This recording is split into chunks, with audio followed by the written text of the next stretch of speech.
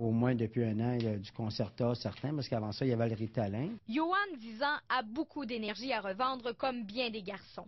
Mais il fait partie de ce 5% de son groupe d'âge atteint d'un TDAH, trouble de déficit de l'attention avec hyperactivité. Johan, il avait beaucoup de difficultés avec la concentration, puis aussi au niveau de l'analyse. Sauter, piocher, crier, taper. C'est prêt, Johan?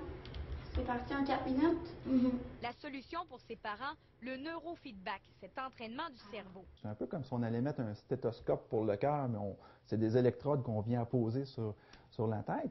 Une fois que vous voyez ce qui se passe, vous êtes capable, par entraînement, d'arriver à le modifier.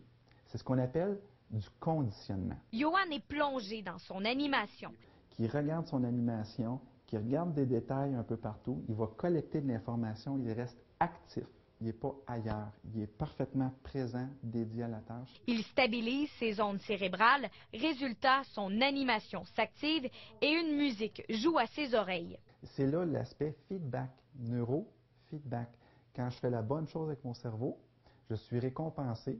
Johan en est à sa 35e séance de neurofeedback. D'une personne à l'autre, l'entraînement complet peut varier de 20 à 60 rencontres. Le cerveau va prendre une direction.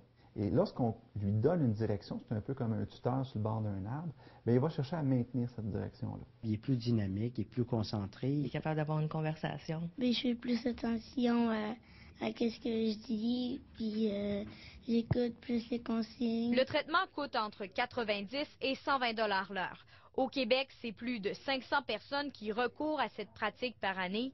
5 neuropsychologues sont certifiés. Marie-Pierre Cornelier, TVA Nouvelles, Granby.